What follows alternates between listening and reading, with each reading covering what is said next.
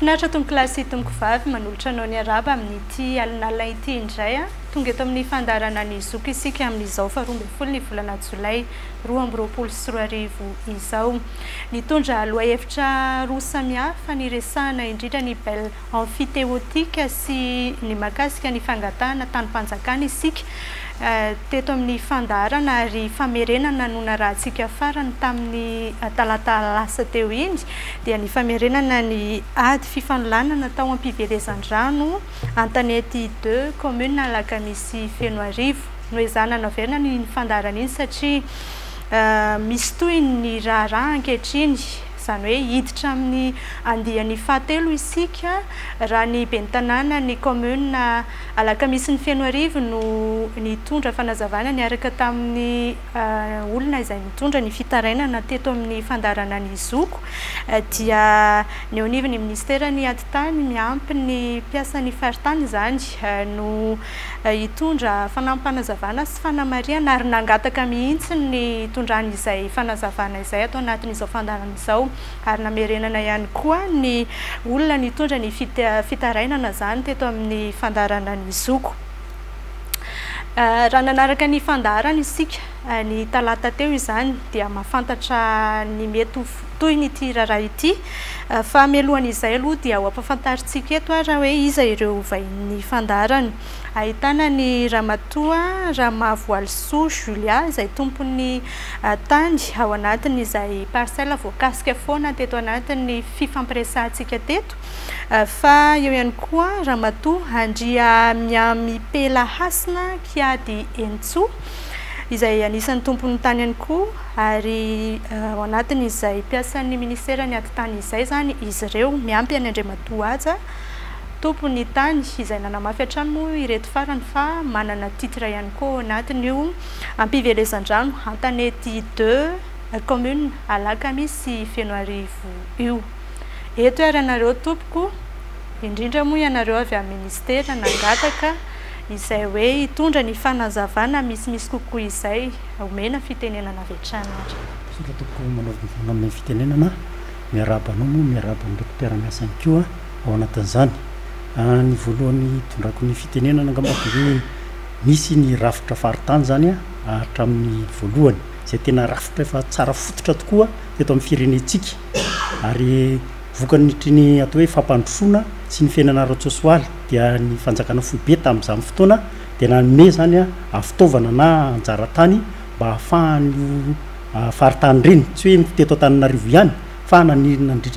amin'ny faritany enina mihitsy mba ahafahany manao an'izay fampandrosoana sy miankina amin'izay resatra ara-tsosialy zay dia anisan'izany zany ny tany eny votovorona iny zany hoe ny tamin'ny fotoana tamin'ny 470 dia nomena nanana fa taratasy mihitsy zany faritanina Antananarivo misitraka n'iny tany iny zany hoe tena titre amin'ny faritanina Antananarivo zany iny toerana iny anisan'izany moa zany reny nanovana ny ataontsika hoe fampianarana ambony momba ny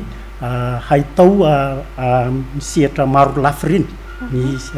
polytechnique zany dia anisan'izany koa ty tany izay misy olana ity tamin'ny fotoan'andro anefa dia nisy zany zay atao hoe mpitondra teo aloha zany nandravana ity rafitra zay tena fa tsara fototra ity tao anatin'ny faritany moa zany dia misy re atao hoe organe délibérant mihitsy zay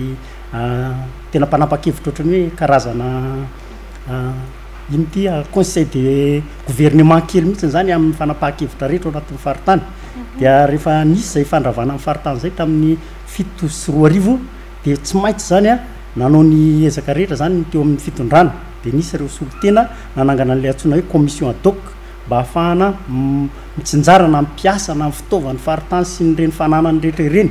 dia nisy zay commission ad hoc zay zay natsangana mba ahafahana manaparitaka an'izay fitaovan'ny faritany zay zany dia nisy moa ny raisan'ny ministera maromaro izy ireo ministeran'ny aditany ny fanajarinan'ny tany ary ny ministeran'ny finance zany na budget sy finance tamin'izany fotoana zany fa kehitriny moa zany izy efa mitondra ny anarana hoe économie et finance dia anisany koa ny avao anivon'ny satria misy mpiasa moa zany misy olombelona atao dia misy koa ny avao amin'ny FOP zany na ny tamin'izany fotoana ministeran'ny fonction publique et loi sociale dia rehefa nisy zany zay toejavatra dia tsy maintsy anisan'ny tsinjaraina zany na ny asa atao zany na ny mpiasa indrindraindrindra moa zany fa mifanana ny faritany dia atao anatin'izay nitsinjovana hoe reto zavatra reto efa tsy nampiasaina ihany a dia aloha hozaraina amin'ny mpiasa zany zay azo hozaraina tamin'ireny tany reny dia nisy zany a anjara zay nomena ny mpiasa tamin'ireny fotoany reny a zay eo manodidina ny 500 metatra toradroa eo avy dia tamin'izany fotoana zany mifaritra zany a tsy mbola nisy ninina fa raha mbola nisy zavatra olona najariana zany teny a dia nampanatsony reny olona reny mba hahafahany mametraka tsara hoe manakarakara ny taratasy momba azy zany hoe ahafahana manome azy ny titre sy ny taratasy hahafaha misitraka n'le tany raha nanakijary izy ka eo zany no manjary nisy olana teoriana zany dia nanjary nisy le hoe milaza tokontany tiako fantatra mantsy ty ampiandohana hoe ianao hoe zany mpiasan'ny faritany tamin'izany fotoana dia miasa ao ministerany atitany zany sa hoe any amin'le ministerany tany saina hoe FOP na ministerany faritany mihitsy zany zay tamin'izany toy zany mpiasa faritany mihitsy zany zay dia nisy zay zavatra araka le voatenika toy zany hoe tamin'ny fotoana nitsinjarana an'izy iny zany dia tsy nisy nininona teny fa raha ohatra zany vao hita ao anatin'ny sary hoe misy olona mipetraka zany a dia nampanatsoana kosa izy ireny zany mba hahafahana manome azy an'izay hoe inona avy ny dingana tokony ho arahana hoentina manome azy le misitraka an'le tany raha nanajary izy dia tahak'izay zany ny zavatra nisy dia tamin'iny 7 izy zany dia nahazo ny titre izay dia tao aorianan'izay koa nefa dia mbola misy zany reo commission adoko zay mbola nano ihany somary tapako kely ianao eo amin'le hoe fanazavanao tsina hoe nitsangana ny commission nadoc ary nahazo titre ianareo nisy descente ve zany natao tany toerana sa ohatry ny ahoana no natanterana tamin'izay dia nahita le toerana honenanao ianao zany hoe lasanao ianao zany nisy satria nanao tamin'izany mbola teo arivo mamy zany ny mpiandraikitra ny domaine mikasika an'izy iny satria mbola tsy tatia nosy fa tany domaine dia nisy mihitsy zany ary dia nanao morcellement zany ny topo tany arivo mamy tamin'iny dia hita sary mihitsy zany fa tsy nisy zay toerana zay mbola tsy nisy zany moa zany fa zay efa nisy kosa dia tsy nizaraina fa nampanatsoana zany ny olona satria tsy hoe araka ny teniko hoe tsy iny 151 C iny zany ny tany faritany fatratia votovorona rehetra ty dia efa nisy dia zay nanana trano sy ny toerana teny zany zay nahazo teny dia efa nampanatsoana daholo tamin'izany fotoana nanomboka tamin'ny président Razakarimanana moa zany fampanatsoana zany tamin'ny 2002 2004 fa nisy tamin'ny 2009 koa nisy zany fampanatsoana zany hoe izy avy mbola mitsika manajary ny tany dia natsoana daholo reny olona reny mba hahafahana zany hoe manombo procédure rehetra ahafahana misitraka an'le tany fa teo amin'izay menanay zany dia mbola tsisy taorianan'izay anefa dia lefa namoaka anona moa zany tao amin'ny fanajariana ny tany hoe zay tsy manana titre kosa dia averina amin'ny fanjakana dia teo taorianan'izay tamin'ny 2012 napetraka indray zany ilay commission manokana nisy commission indray zany hoe odoc indray miarahana tamin'ny topo satria tamin'izay nisy nangataka 2012 dia tamin'izay zany nisy ny commission odoc io indray zay miaraka tamin'le hoe sombonana zay natsangana moa zany nisy nanetsika indray zany sombonana io mba hahafahana misitraka an'le tany mba hoe tsy fantatro moa zay tanjona tao anatin'le izy fa rehefa tena jereniny tao amin'ny topo zany fa hoe efa misy manana titre dia zay tsy manana titre kosa zany no nangatahan'ireo olona tao anatin'ny io fikambanana io sy zay hafa koa zay mpiasany tao amin'ny atitany any koa zany zay mbola tsy nahasitraka tao amin'ny 7 dia tahak'izay zany ny fandehan'izy fa amin'izao fotoan'izao zany dia hoe misy milaza manana an'le izy indray moa zany dia efa nisy moa zany fitsarana be dia be ary zay mpiasa amin'ny faritany moa zany dia vokatra ilay olana anseho dia miandro foana n'ilay atao hoe didim-pitsarana zany satria misy olana zany dia tsy afaka nanao nininina zay kanefa le olona tateoriana zany misy tonga dia sananao zavatra tsy nahazo alalana na tamin'ny be ny tanàna azy fa zay kosa zany dia hoe vokatra le nisy olana zany satria tamin'izay nihiditra teny zay mbola tsy nisy nininina dia misy le fitenenana hoe averina amin'ny fanjakana ny tany zay tsy mbola mahazo titre dia ohatrany roborobo be le olona sesika teny dia nanjary nisy olana le izy dia nefa re olona sasany reo tsy nahafantatra koa hoe efa misy titre any ny sasany ampahany betsaka amin'izy io zay efa misy ohatra amin'ny 500 ny titre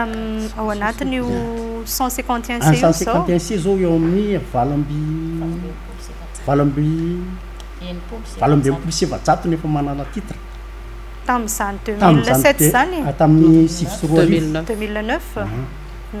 zay mbola tsy fa taorinan'izay zany de mbola misy zany andalana koa zany le hoe araka le hoe le sombonana sy reo mpiasan'ny intérieur zay mbola tsy nahazo zany a kanefa mbola tokony isitraka tamin'le alalan'ilay commission doc fa miarana tamin'ny topo mo izy io de mbola tsy nahavita an'lay titre mety mbola ankoro angambizay na efa misy mahazo mihitsy fa le olana mitranga kehitriny zany de hoe misy olona manao terivay mata zany manangana asa milaza fa hoe nanajary tsy fantatro na firy taona izy na firy taona de milaza manajary dia nefa efa vokatra zany de nandeha ny fitsarana rehetrarehetra nandeha ny fitsarana rehetrarehetra ao amin'izy miravavo ny anina rehetra dingana rehetra mihitsy amin'ny fitsarana ina ngano mahasamihafa le titre misy sady manjato sy valambempolo sy efajato le mety fahadisoana fotsiny le anaty areo le titre tena misy an'le titre aleo ngamba aloha hoe azava tsara hoe ao amin'ny l'essence contient zay misy titre novaliany nosoratany ramatoato hoe 4895 BAT voakasiky zay ve le ao aminao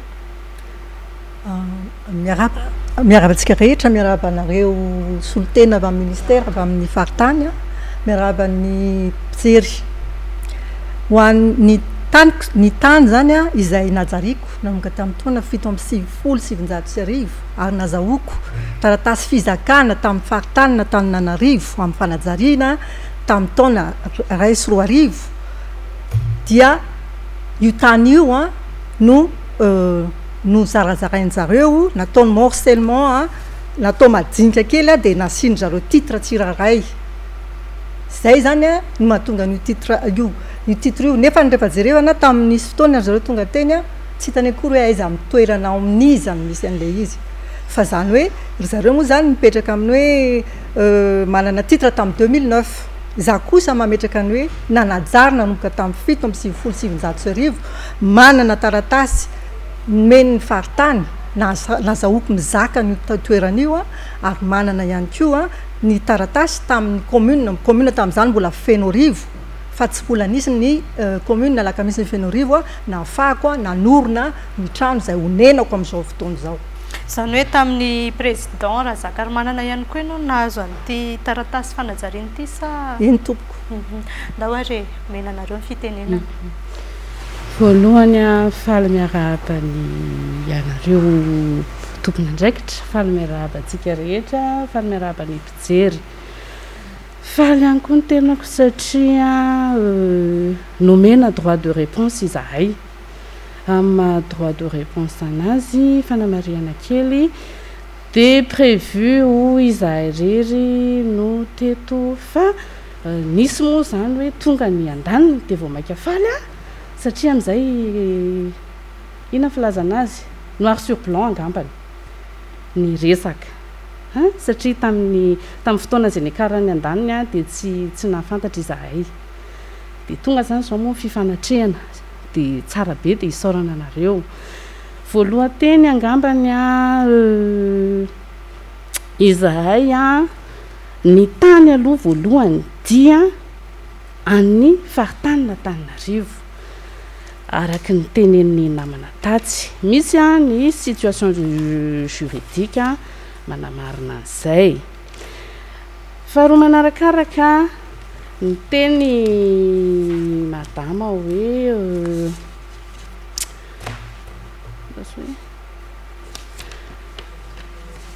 ny tany ny faritany efa nisy ny famerenana azy tamin'ny fitondram-panjakana rehefa affecté izy tamin'izany fotoana oui ho tonga antsika rehefa avy eo nisy zany ny arrêté 2846 du 22 juillet 74 milaza mazava fa ny faritany n'Antananarivo ny tany dia misy mazava ny situation juridique tamin'izany fotoana milaza an'izay ray zay faharoa manarakaraka eo anatin'ilay arrêté 2846 io ao amin'ny article 1er de mazava article 1er et attribuant toute propriété à la province d'Antananarivo la totalité propriété Vontovorona titre numéro 151C superficie de 228 hectares, 53 ar, 33 centiares. Averigny 228 hectares, 53 ar, 33 centiares. Izy io zany dia ny titre 151C dia misy parcelle maromaro ao anatiny. Ny resaka zay resantsika eto dia mahakasika ny parcelle 14. Parcelle 14. Oui. Ny parcelle 14 dia araka ny tenenina namana tao hoe nisy ny commission ad hoc izay natsangana taty amin'ny taona 2024 dia nomena fahafahana ny mpitantana tamin'izany fotoana hivarotra taminay mpiasa, zany hoe resaka sosiala zany, sosiala mpiasa no nanaovana an'ilay izy. Rehefa nandeha zay zavatra izay dia nidina ny teny toerana ny tompona ndraiky mpanjakana mahefa tamin'izany fotoana nametraka ny borne niaraka taminay moa zany tompony tany mazava ho azy. Dia rehefa tonga teny an-toerana izahay vita ny borne voalohany dia nandeha taty aoriana ny hoe izahay tena natsara fa tany tsy nisy ninino io tamin'izany fotoana. Taty aoriana koa anefany dia nisy ny arrêté izay navoaka ny tompona ndraiky mpanjakana tamin'izany fotoana, arrêté numéro 9314/2012 portant annulation de l'arrêté numéro 2846 du 22 juillet de les voalaza tetsy ambony. Izy iny dia efa navery ao amin'ny article 1er zao iny vakiko iny Skele dita Vontovorona sisa commune rurale Alakamisy Fenorivo district ao amin'ny article 2 amin'io arrêté io zany dia mazava ny tenenina en vertu du principe des droits acquis, les droits de propriété des acquéreurs régulièrement inscrits sur les propriétés issues des morcellement de la propriété dite Vontovorona, TN titre numéro 151C, suivant la liste arrêtée au nombre de 468 titres, propriétés établies par le conservateur de la propriété foncière d'Arrivaux-Membre, demeure valable. Seule la partie restante de la propriété dite Vontovorona est concernée par le présent arrêté, laquelle fait retour au domaine privé de l'État, franche et quitte de toute charge. Iny koa zany misy ny situation de juridique zay nivoaka après an'io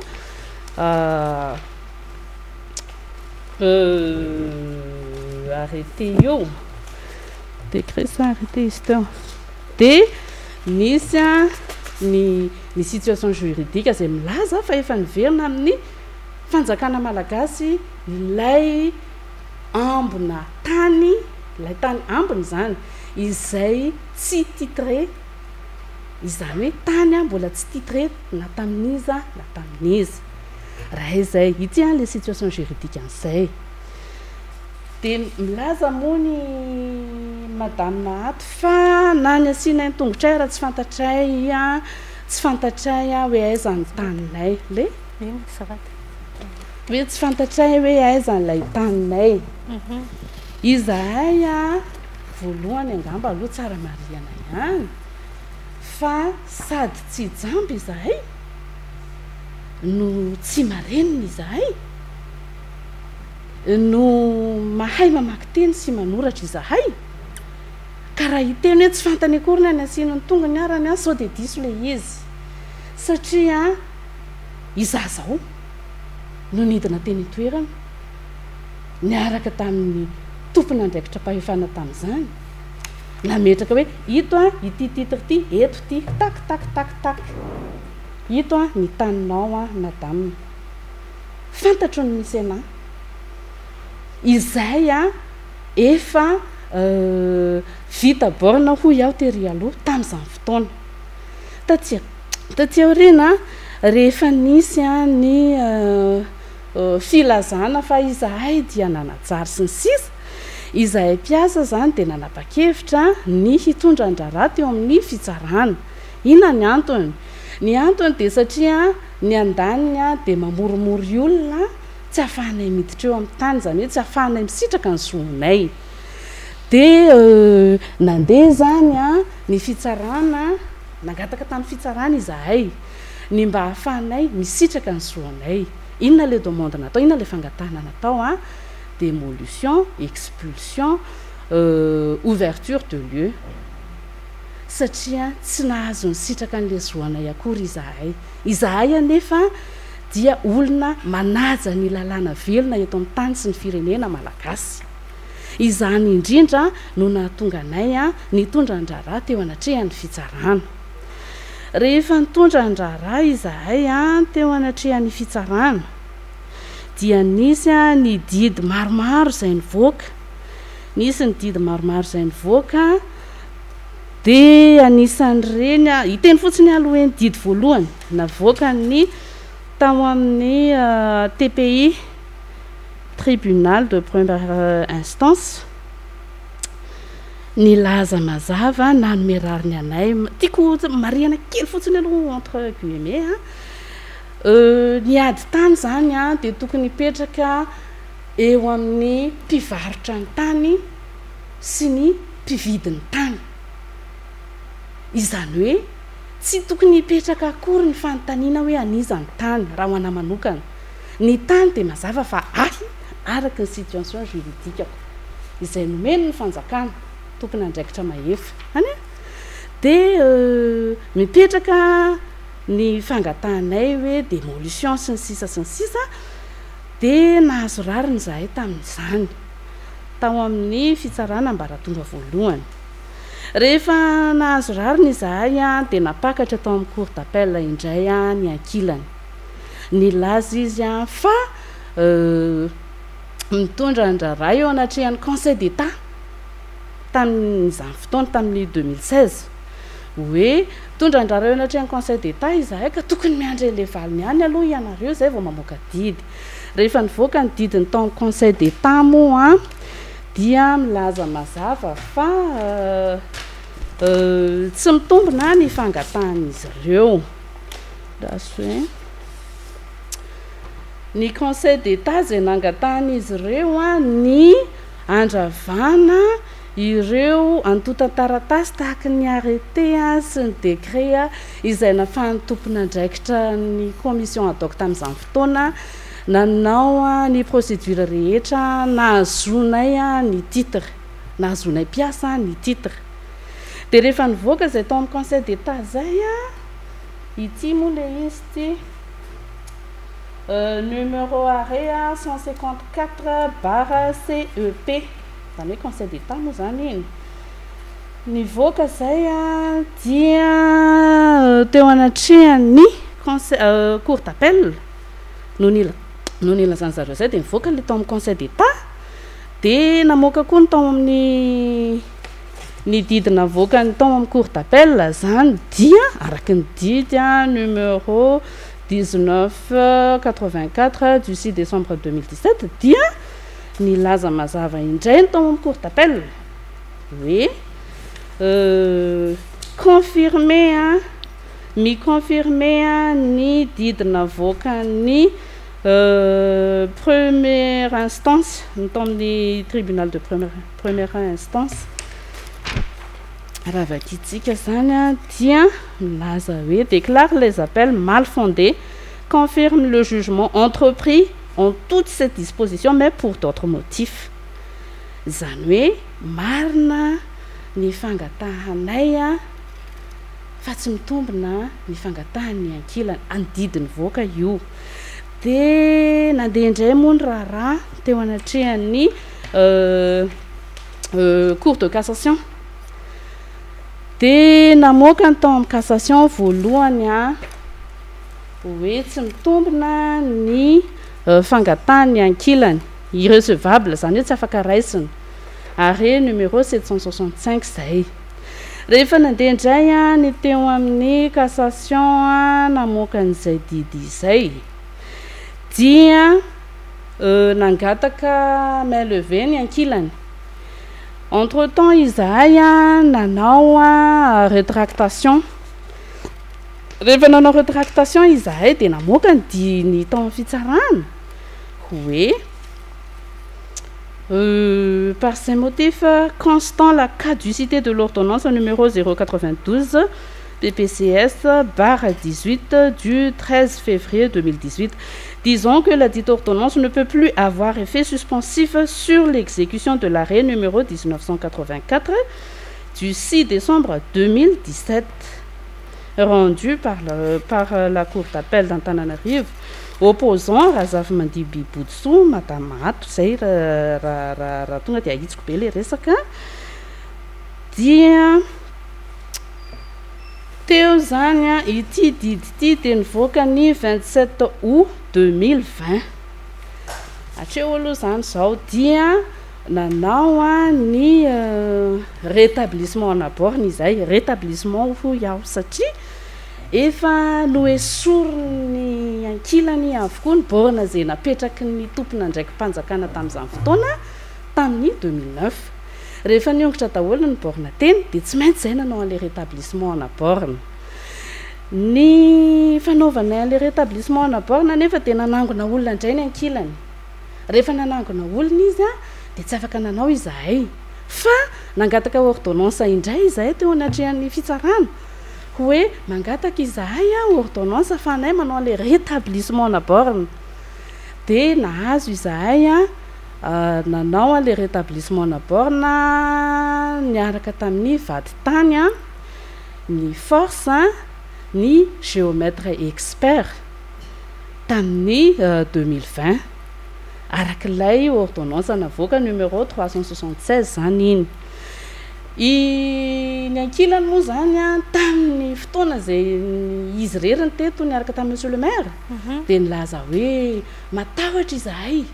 matahotra ny olonay aiza indray ny hoe sao dia misy gendarme mariana fa mino aho fa ny gendarme tsy hidikidim-poana fahatany ny huissier tsy hidikidim-poana fahatany fa ireny olona ireny dia didin'ny fitsarana manatanteraka didy izany hoe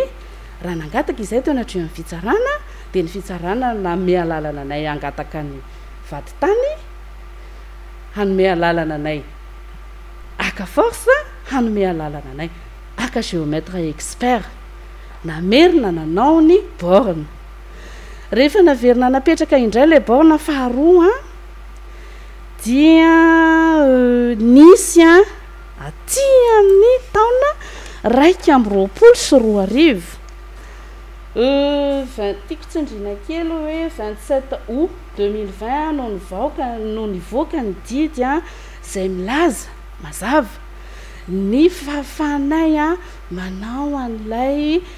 rétablissement en aborne sy ny sisa zay niteneniko teo aloha 2020 zay août 2020 27 août 2020 aty amin'ny 4 novembre 2021 dia nisy ny didy navoaka ny tao amin'ny cassation ihany milaza fa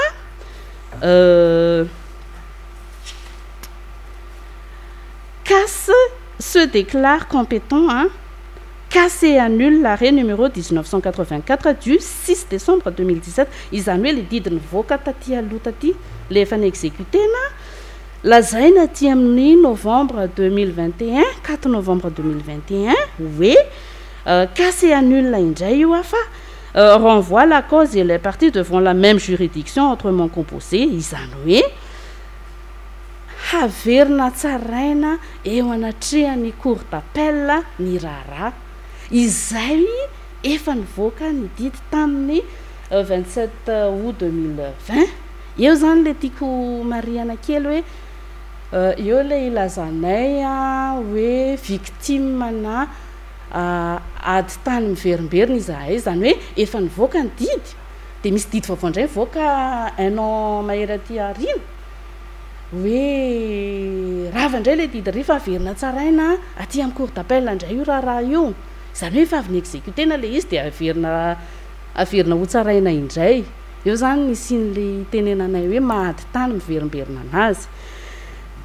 manarakarak'izay io didy ity didy nivoaka ity no nentin'ny ankilany nidina teny toerana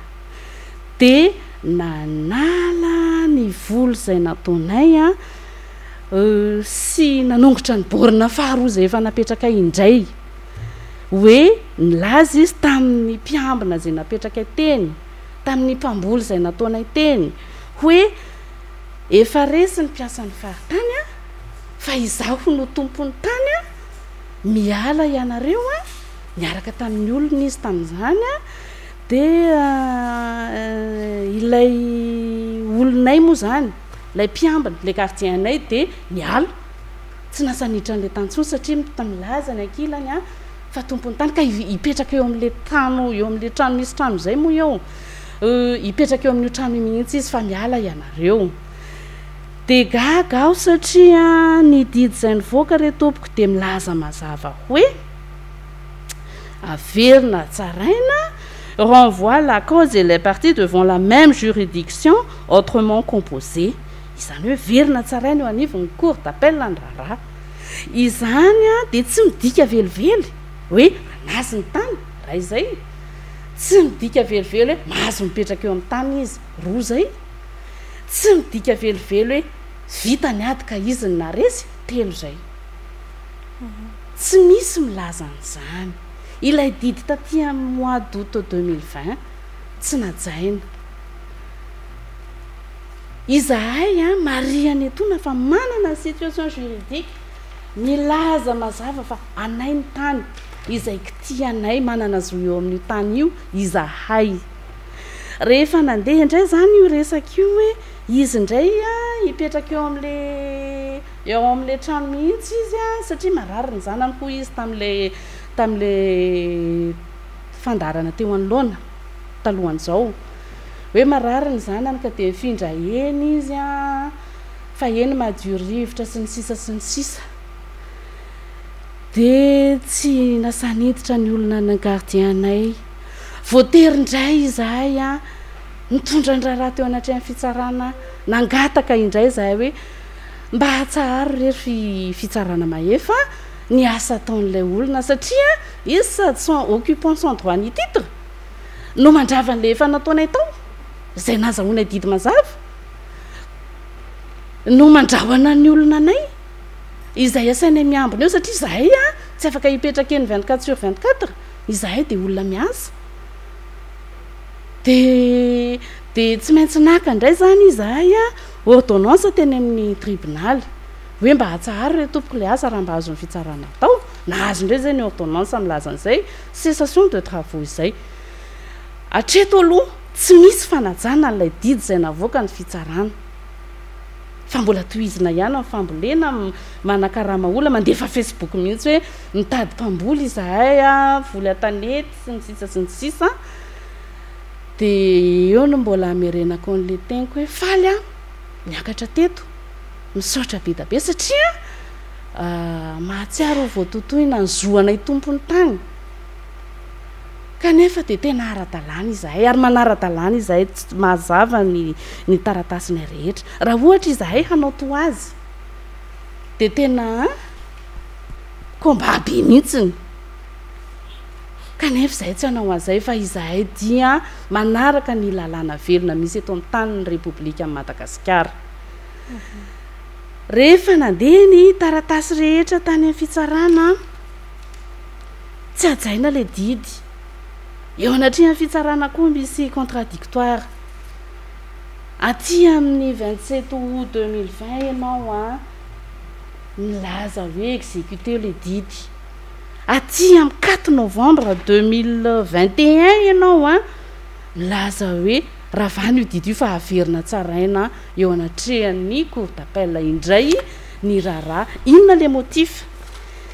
itondran'izay motif zay ianao avy eo fa mba tiako antanina kely hoe nanomboka vina moa zany nareo nefa namboly tao rehefa nivoaka ilay didy ty 27 août 2020 dia nanomboka namboly teny izahay zany hoe ny volana septembre ihany nareo de efa namboly teny zany ny volana septembre parapahatonga ny inony parapahatonga nyty le hoe tonga izy tamin'ny 2021 tamin'ny décembre sa janvier hoe miala daholo ianareo a izahay ny tompony tany a efa resy zampiasa ny faritany zany a tsy mahazo miditra eto intsony ianareo mantsy an'ilay mpiambina ny zany hoe razoko tsara tranonareo zany le trano eo non zahay tsy manana trano eo fa fambolena no nataonay teo tahaka ny hoe namboly akondro ny voanjobory ny voly samihafa zany nataonay teo ny ankilany moa ny laza tamin'ny fotoana tamin'ny fandarana teo aloha hoe izy a dia nanajary ny tany a hoena efa 20 taona androany moa izy mitendray hoe efa depuis 97 fa nijery le fandaharana zahay a de mazava hoe 20 taona izahay nanajary an'io tany io de ny tiako ambara mantsy marina fa hoe nomena fahalalahana anao valiny ianareo hitondra n'ilay hoe droit de réponse fa ny ity fandarana ity tamin'izany fotoana tsy izany teto ary rehefa teto a dia miezaka naka ny andaniny sy ny ankilany ary mbola tsy teto ianareo izay nitondranao an'izay fanazavana somary lavalava izay mety manana hoavaly izy rehefa aveo fa mety mahatsapa ny olona any atokantrano any mieritreritra hoe miteny lavabe io madamy io meko fotoana ianao fa asa angamba omeko anazy indray ny fitenenana satria izy koa anisan'ny voakasika faly tokoa miakatra eto amin'ilay plateau fa zao vao mbô niakatra tena tsy fantatra aloha fa mialatsiny ianareo tokony hiakatra eto de tena nietaeta-po zany tena efa ela mihitsy hoe tokony hiakatra eto amin'ilay hoe fananany tena nizoany tena tokoa satria za manokana zao de tena tsy an'olo ty titry ty fa amin'ny anarako mihitsy hoetiko eto apotrako io amin'ny anarako andry amin'ny ampilasina kiadenitso anaty titry ty fa hatreto mbola tsy afaka niditra normal teny amin'le tany hoe mba niditra fa manana ny titry ty manana ny ty fa isaky ny tonga eny de misy foana ny tsy fifankazahoana andany sy ankilany ary raha lazainy hoe tsy fantatro ny taniko tompoko madame Bodo eo amin'le misy fefy taretra todiniko avariny hitako tsara ny taniko ka taretra tao amin'ny 2021 oui satria zay tsy afaka niditra teny mihitsy tamin'ny 2015 zay vao nanao an'io fitoriana io izahay satria misy problème ohatr'izay foana manara-dalàna zany zay le makeny hoe alaodo alefany amin'ny fitsarana ny fitsarana nandrasanay isaky ny zao nefa ny remarque quoi fa mariako mihitsy eto ny fitsarana malagasy manao ohatran'izao mitokodana isaky ny anao exécution zay tao amin'ny TPI nahazo an'le didy hoe afaka exécutenao ny le miditeny zay zany fa tonga de misy tonga de miannulé an'iny tsy afaka isaky ny anao zay de misuspendre le exécution isaky ny anao l'exécution zay misy taratasy mivoaka avany mivoaka vao amin'ny fitsarana fa tsy afaka exécutena le didinay za moa tsy de nanao droit tsy mahay fa hoe manaiky manara-dalàna de manaraka an'izay hatrany ny ataonay mandrapatonga tany amin'ny cassation mandrapatonga tany amin'ny caduc io teo foana zay miravavy nanaraka an'io fantatry madame Bodo nge zany tao amin'ny tao miaraka tao mitsaraina tao zay fa gaga tena gaga zay fa aiza ho aiza le rariny manana ny rariny zay tsy entinay mandevitra kosa aloha ny rariny de tsisy dikany daholo ve zany le ministère ny topo domaine fitsarana fa aiza ho aiza le placenay le toeranay eo anatrehan'le fanananay le zoanay hoe titry ty nge ka amin'ny anarako hoe anaty te anangana tamboho eny fa isaky ny makeny de tsy tafiditra tsy mbola nisy nanaonao foana teto hoe hiditra tonga de bêtement na andehanao an'izao fa misy taratasy avany amin'ny fitsarana vao afaka miditra eo zahay ny tiako ampitaina zany de zao hoe betsaka ny olona mba te anana etaeta ohatr'izao ataoko zao tsy afaka izy fa zao kosa jereo le mariny saotranareo nanana an'izao hoe fandaharan'izao isorana be da be indrindra ny président de république isorako be da be mihitsy ny tsy makasitraka ny fangalarana tany eto amin'ny tanytsika eto Madagasikara tsy makasitraka an'izany izy fa alao mba le marina mba hipetraka mihitsy hoe aiza le tena marina ny atsika mantsy le marina no takotakomana fa alao ivoaka marina fa ratsy anaty tsy niakatra teto tsy hiady any tsy anahy mihitsy tsy angalatra any tsy anahy mihitsy sotra tompoko nenao zao io titre mivoaka tamin'ny taona firy tamin'ny 2009 eny tompoko ka eto moa zany eto amin'ny fandarana dia tsara trany ny manamarika fa tsy fitsarana akory ny fandarana ny zoko fa fotoana indrindra ahafahantsika mety hoe mitondra tranga tahaka izao hisintomantsika lesona ihany koa mila hoe ahafahantsika ihany koa hoe mety hoe mandray fepetra hoe inona no tokony ho atao mba hisorohana ny tranga satria mety tsy reto tranga hoentina amin'izao fotoana izao ihany no misy fa mety hoe any ambadika any mety misy mitovitovy endrika amin'izao ihany koa dia efa mety vao manomboka izany dia efa sorohana ihany koa manana valofenao misaotra anao araky ny efa voateniko ombenombeny teto moa zany a mahakasika amin'ny hoe nanajary ny tany zahay tsy za rery fokon'olona ny eo en parcelle 14 nanajary zahay ary efa mampolo taonany 1997 any teo fa 2001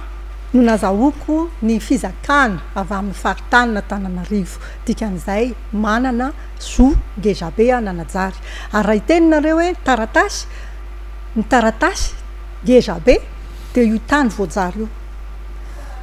taratasy ngezabe io satria fanajariana ny tany dia isany proof fa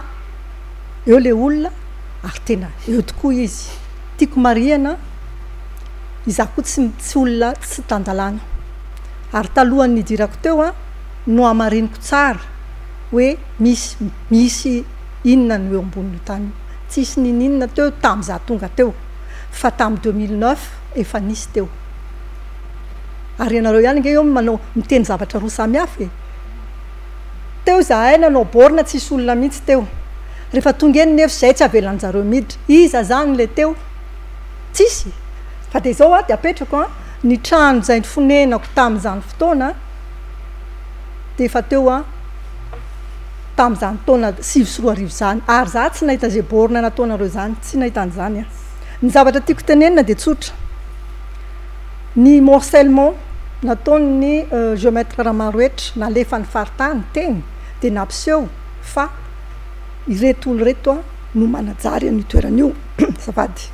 ary mifampiresaka mihitsy tamin'ny président Razakarimanana zahay tamin'izany hoe izay nanajary kosa alao mba isitraka araky ny nanajariana azy ireo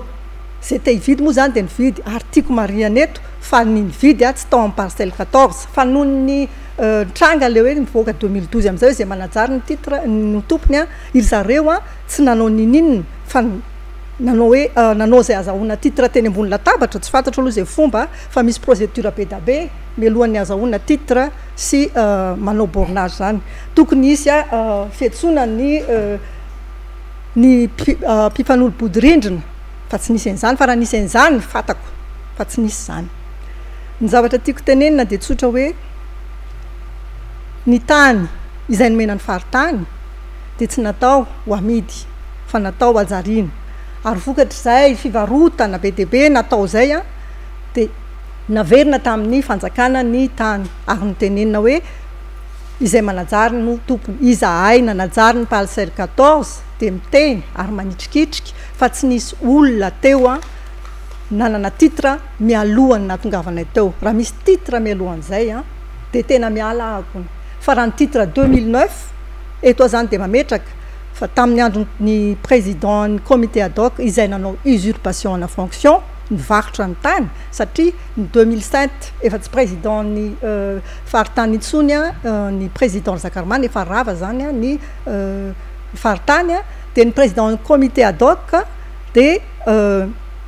tokony hampandeha raha fotsiny ny asany fa nivarotra n'le tany ray izy ary zay nahatonga an'le satria hoe tany tsy azo varotana nefa amidinao dia lasa naverina ho an'ny faritany le izy naverina ho an'ny fanjakana le izy ary rehefa miverina ho fanjakana dia ny mpanajary ny tompony satria any fanjakana io zany izahay nanangana ny soiombonany tamin'ny taona 20 ny tenako anisany nanangana azy trésorière averiko eto tamin'izany fotoana 2002 zany hoe nareo nahazo titre 2009 izahay 2002 fa teo ary ny président Razakarimanana nanaja an'izay hoe reo olo reo fa nanajary teo tsy tonga teny izy nanalany teny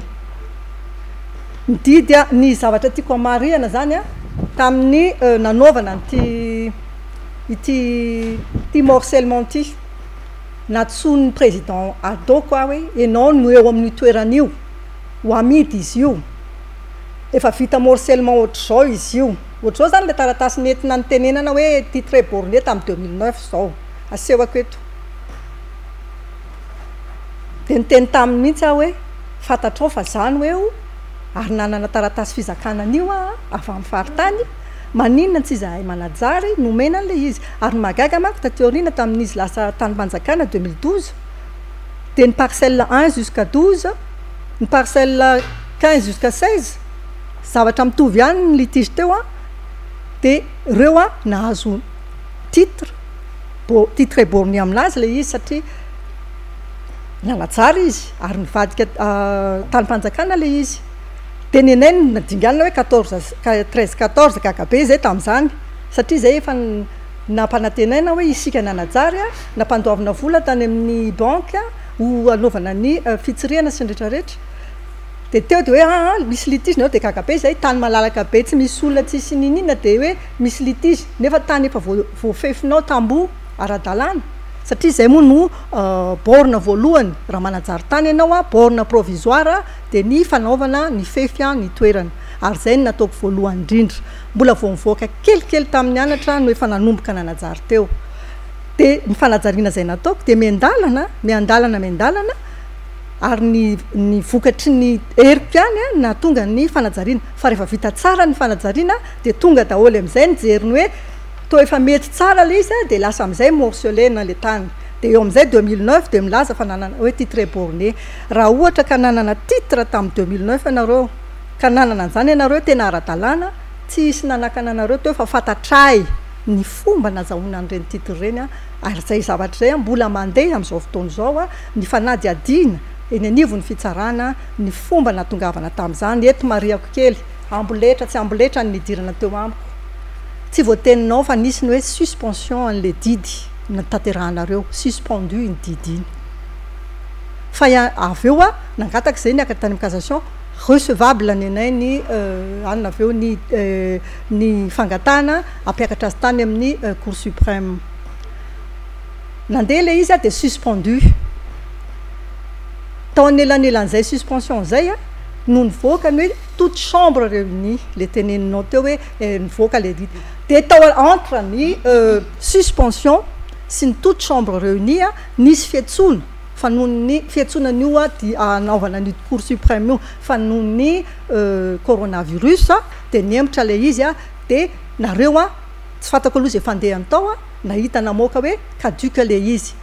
avy eo nareo nanatateraka an'le didy niaraka tamina huissier zay tsy nampiseho baditra tsy nampiseho ninina fa tonga de nanao amboletra fotsiny nanala tafitrano ny olona misakafo ambany ny tafitra mino tafy misy miantona zany ve de tsy hoe amboletra ve zany de lareo hoe manaraka didy ony nareo zahako ny voalohany teny indrindra ngamba hoe andraso fa mbola misy fitsarana io andraso fa mbola misy aza mbola miexécuté ninina satria misy zao ianao manontany lasa sainy ianao hoe le didy rehefa nataterana nefa le izy ary kase am'izao fotoana raha nahandro kely de nahafantatra fa faly satria hoe manana généraly manan'olona manambola be afaka ampiororolona mitondra gendarme mitondra ny gros bras manapotika ary ny tena mahagaga efa mivoaka le didy hoe miverina araky ny teneninao ianao ihany namalazy teo 4 novembre 2021 didy no mivoaka 20 décembre 2021 mbola tonga manapotika ny tambo manapotika ny zavatra rehetrarehetra ny sapin efa 20 ans potehana manara-dalàna nefa hoe de zay zavatra zay ny tiako tenenina ihany ko marina zako 2000 efa tamin'ny 2002 nefa mipetraka teny ny commune alaka misy ny Fenorivo izahay no ny fidy voalohany ary nametraka ny maire ny commune alaka misy Fenorivo tamin'izany fotoana zany hoe mbola tsy nisy commune teo ary teneniko anao nahazo alalana tany amin'ny commune tany Fenorivo nanangana ny zavatra nataoko teo zany gardien teneninao zany tsy isy gardien zany teo tanana baranahana be ary le tany ao satria narodanareo daholo ny tambohako mbotehanareo ny vavadiko de nitsofoka araka izay mahafinaritra ny sainareo nareo hatramin'ny omby ary miditra ao ary ny zavatra tiako tenenina ny zavatra rehetra nambolenareo tsy izany gardien ny zavatra nambolenareo fa baranahana ny toerana nareo menakavy samy miditra ao samy manao zay mahafinaritra ny sainy samy mijery hoe tiana ny sasany ara amin'ny hoe eto tsy eto ndraika eto ndray ny tiako tsy eto ka ireny indray ny tiako de ohatr'izay lay izy de misaotranao zay ngamba ny anaovako hoe izy tomantsika lesona efa foy de foy ny fotoana manana 4 minitra avy sika hitondrana hafatra ihany koa mety hoe misy fanamariana hoentina ianareo telo menada samy manana 4 minitra toy izay ihany koa izy ndahoary ngamba misy aloha no andray fitenenana voalohany alakotsinatsika rehetra 4 minitra ho ajaina ny laza ny ankilany fa nanajary ny tany ny degré zay nivoaka na tonga ny tany ho tamin'ny mpanjakana izay tany rehetra tsy titre tompoko dia mazava tsara fa tsy milaza mihitsy ny hoe ny tany rehetra zay efa titre borné dia ho an'izay nanajary ny tany tsy marina izany io tany io dia tany faritany ray zay faharoa manarakaraka raha nylaza ianao fa efa teo foana ka nomeny général Razakary manana taratasy milaza an'izany dia za milaza aminao marina mihitsy fa tsy nisy ny taratasy aiza le taratasinao raha mahatompony tany ianao fa za ty manana situation juridique amin'ny anarako mazava tsara aiza izy teo situation juridique amin'ny anarako mazava tsara aiza ny taratasy milaza fa anao ny tany ray zay faharoa manarakaraka nandeha ny soiombonana 2002 nilaza ianao fa ianao mihitsy ny nanorina sy ny sisa nisy ny fikarakarana nataon'ny général tamin'izany ny tompona andraikitra rehetra 2002-2004 karakaraina ny olona rehetra zay efa teo tsy tao anatiny ianao ny karakaraina indray ny karakara indray ny olona 2004-2007 mbola tsy nahazo taratasy ihany ianao taiza ianao raha milaza ianao fa nanajara ny tany io depuis 20 ans taty amin'ny 2009 milaza ianao fa commission ad hoc tsy nahazo fahafahana anao an'ilay izy lazaiko aminao fa ireto ny taratasy arrêté numéro 6396 2008 arrêté numéro 3034 izay nangatahanao fandravana teo anivony conseil d'état dia no laviny conseil d'état izay resaka izay ana milaza ianao fa tonga teny izaho ihany no milaza hoe tsy navelanitra tsy navelanitra zay tatyarianany septembre 2009 zay nametrahana borne nipetraka amin'ny borne dia nitsangana ianao taty ariana tsy mahazo miditra eny izahay voatorabato izahay izay no nahatonga anay nitondra ny raharaha teo anatrehany fitsarana manarakaraka amin'ny teny ianao hoe satria manambola sy ny sisa dia lazaiko aminao izahay dia manara-dalàna ianao io mihitsy no ny teny tamiko voatsela 3 volana lasa sa efa volana lasa zay hoe ianao dia koravanao ititirako ity satria ianao dia malala olona ambony eto amin'ny firenena izaha le nitenenanao an'izay teny vontovorona niaraka tamina journaliste izahay tamin'izay niaraka tamina huissier izahay tamin'izay move ny didy zay navoaka ny toute chambre réunie milaza hoe afaka manajara an'ilay tany ianao afaka mikitika ny tanin'olona ianao tsia mazava ny teniny miverina ho tsaraina eo anatrehany cour d'appel ny raharaha fa tsy hoe ianao dia mahazo miverina miditra eo amin'ny trano zay lazainao fefa nataonao depuis io ka dia hipetraka eo mandainga ianao raha milaza napetraka teo nanomboka 2002 tsia 2 volana lasa ianao zay no mipetraka teo fa satria milaza fa marary ny zanakao tamin'ny fandarana farany tenenanao an'izay ana marary ny zanaka dia mila rivotra madio dia mipetraka teny izahay nanomboka 2 volana lasa zay ko tiako mihitsy satria za midiny eny foana na tamin'iza be voka be tamin'ny heritaona arany mbola tsy teny ianao mijanone zay toute la journée un week-end tsisy ninina fa tamin'ny 2 mois passé ianao no mifindra teny amin'izay nandrahoana ny gardien sy ny mpambolinay dia milaza ianao fa naharesika dia resy ny mpiasa ny faritany sy ny sisa eo zany ny fanontaniana 4 minitra miditra amin'ny manaraka teny sotra ihany ihany avaliko e aiza le marina dia mba mijoroa amin'ny tena famarinana zay ihany tsy mila 4 minitra zay fotsiny hoe taniko namany mangalatra nge dia iza mbola mifangalatra zay ihany olon-dehibe tsika taky ny teninao tamin'ny monsieur le maire hoe fotsy volo maninona aloha mba tsy izay aloha fa tiako ampitaina dia zao ihany ny marina aza kobonina de ny fahalalana olona aza ampiasana fahefana anymbana ny hafa satria samyba te anana ohatranao daholo a te velona ohatranao daholo a te iaina ohatranao daholo ny olona rehetra fa anazy io de mba omeo azy e zavatra tsy tokony isy ny fitsarana zany ny tena etikoa teneniko mihitsy ny fitsarana tsy ndriko mihitsy ididy efa namohanao didy tsy azo ivalozana mbola afaka indray ho tsaraina tena zay le miodikodina mandrebirebi ny sain'ny olona eo mba oka re le fitsarana malagasy e mba hitena ijoro mihitsy ny hoe mifandanja marina de fahamarinana marina misaotra tompoko atreo ihany ny teniko misaotra anareo rehetrarehetra manaraka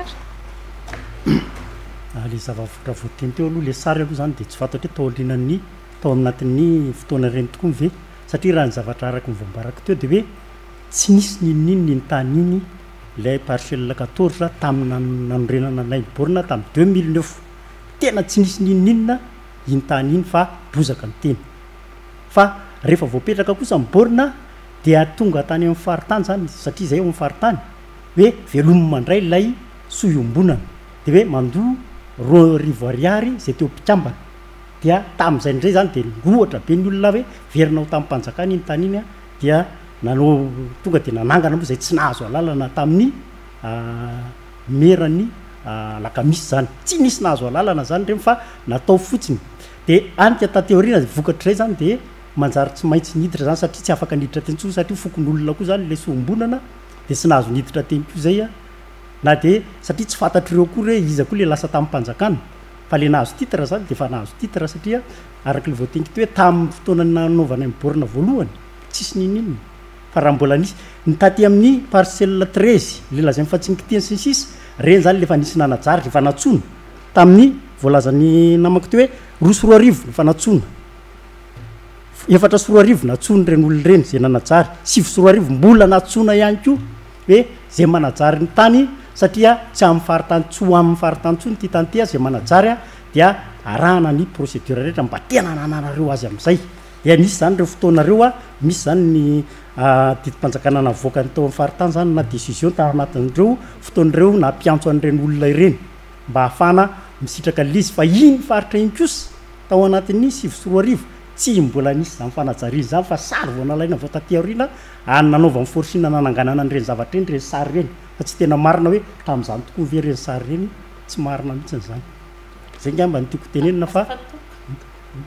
eny ameko anao zany mitoyany anao fa tsy manino mety ampy efatra minitra vely anaty eo mbola latsaka tsy ampy de toy izako kely fa zay vao miverina atao anatin'ny saiko fa araky ny teny fokon'olona teny Feno Arivo a de efa namidy tamin'ny karany io taninay io de zay mampatonga ny madame Bodo trany préoccupé be seriserina mafy fa sao de ihany feon'ny fokon'olona sy zany no ny teny an'izay tsy haiko ny fahamarinany fa ny fokon'olona teny a no ny teny misaotra tompoko misaotra anareo mena fitenenana amin'izay renao misaotra namena fitenenana mariako eto a ary mbola averiko foana najariako ny tany ary ny tany a de hoentiko anasoavana ny eny vodovorona aloha voalohany indrindra ary manarak'izay a hoentiko anaovana projet ngeza be ho amin'ny fampandrosoana resaka fahasalamana zay indrindra ny zanako a de teneniko anao mbola tsy teraka de efa nyteo zahay ary ny langa rehetra ataonareo isan'andro san'andro na eny amin'ny tribunal io na aiza amin'ny resaka hoe tsy nisy nininona teo tsisy an'izao teo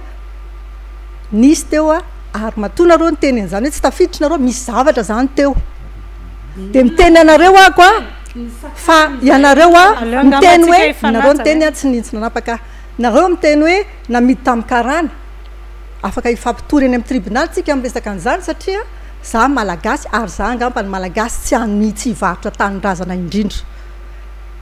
ianareo a titsoroko nisy fotoana eny ako a misy olona mitondra comoriana mitondra voaingana mihitsy hoe amidy am'le olo reto ty amidy am'le mitondra drone de gaga ako ka za zany de efa mametraka fa matoa mbola raha merina namefa an'io tambotany raha manambola be amin'ny karana tsotrany io ny eo efa mivoatra io fa zahako tenako ny volako avy aty am-posiko no nanajariako an'io nandritra ny 5 taona ary nananganako chalet voalohany aloha nanambarako trano fonenana kely tery ambany a avy eo a nanao ny fonenana ty ambony manana taratasy ny fifidianana tamin'ny taona efatra sy roa arivo a na nometrana ny maire voalohany teo itenenako aminareo fa za de efa nipetraka teny fa tsy voamaly ny tsy nipetrahana teny a de satria nisy an'le corona ny zanako a marary a raha mifindra le corona tsy afaka mipetraka tena izay ny natonga anay hoe tsy teny aloha indray a fa rehefa vita le izy a de miveriny zay raha teo ny trano mpotehanareo le soronareo tolo ny tafo mpotehanareo ahoana moa ny fomba ipetrahako eny fa de mandalo fotsiny a de mijery baranahana be ny toerana eto zany de mametraka Andriamativolo tany mpanjakana no ajariana nandritra ny 5 taona mangataka ny zo mitovy am'ireo nanajary ny parcelle 1 ka hatramin'ny 14 ny tenako a 1 ka hatramin'ny 16 ny tenako ireo zay nahazo ny 1 ka hatramin'ny 12 ny 15 sy ny 16 izay Andriamativolo no mba angatahana zany ametrahana ary isorako be dabe moa fa tena manomboka zao zany tena hojerena tokoa ny ady amin'ity tany ity aiza ny tena marina de eny toerana ka ndao isika ifampijereny hoe inona marina voamaly tokoa ve zany teny sa efa 5 taona lasa sotra tompoko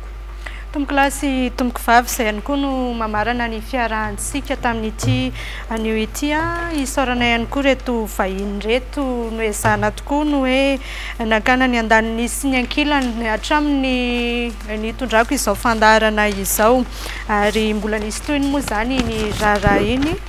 dia izao nentina teto amintsika teto izao tsy fitsarana akory ny fandarana ny zoko fa fandarana nentina ho ampafantarina aminao ny zoananany tsirairay ary mazana de entitsika atao anatin'ny fandarana ny hevitr'ireo teknisiana ny hevitr'ireo manampahaizana manokana amin'izany tontolo ny sehatra ny fananantany sy ny eo anivon'ny sampandrarana ny fananantany ny fandrefesantany izay ny tranga tak'izao de ambarako etona fa tsy jerena na iandanina ny andanina ny ankilany fa isotomantsika lesona ary afahantsika ihany koa misoroka mialoha ny tranga mety iseho na ny hoe mety iteraka fifanolana eo anivon'ny samy fiarahamonina ankasitraka ianao nanaraka ny fandarana hatramin'ny farany isorantsika ihany koa ny vahiny tato anatin'ny fandarana veloma tompoko